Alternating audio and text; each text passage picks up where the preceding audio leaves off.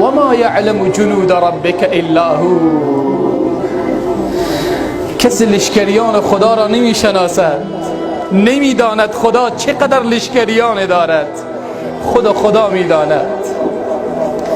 الله لشکریان خدا را میداند.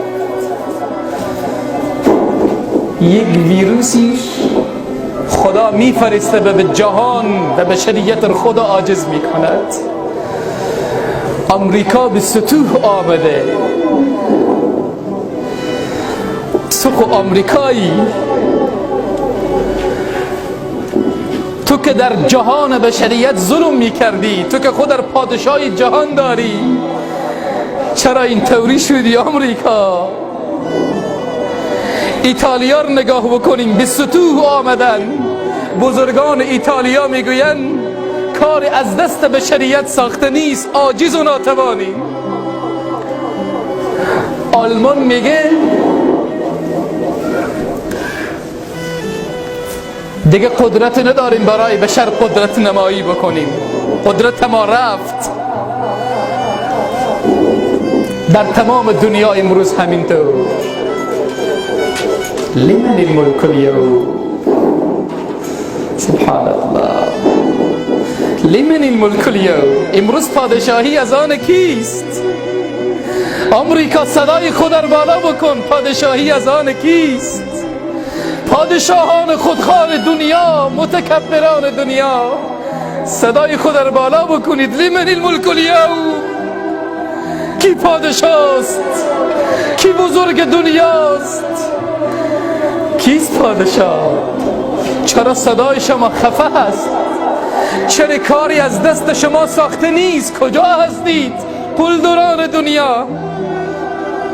لمن الملك اليوم؟ پادشاهی از آن کیست؟ لله الواحد القهار. امروز پادشاهی از آن خدایی که واحد و لا شریک و صمد و بی نیاز است.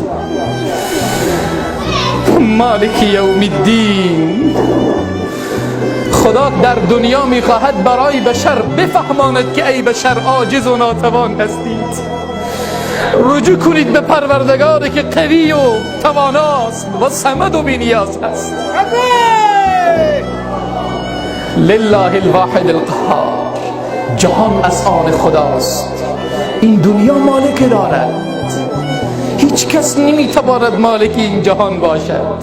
نه امریکا میتواند، نه اسرائیل میتواند، نه آلمان میتواند، نه گردن کلفتان دنیا میتوانند، نه قلدران دنیا میتوانند. پادشاهی واقعی الله سبحانه و تعالی است که تمام بشریت را عاجز نموده است. لمن الملك اليوم؟ اینجا خدا میخواد برای بشریت بگه خدا رو به خاک بندازیم، خدای واحد و لا شریک را بشناسید، او را عبادت بکنید، او را بخوانید، با زاری و تضرع به پیشگاه او ندا سر دهید. بگویید که خدایا بشریت را عاجز کردی، بشریت را ناتوان کردی. خدایا قدرت خود را برای جهان بشریت ثابت کردی.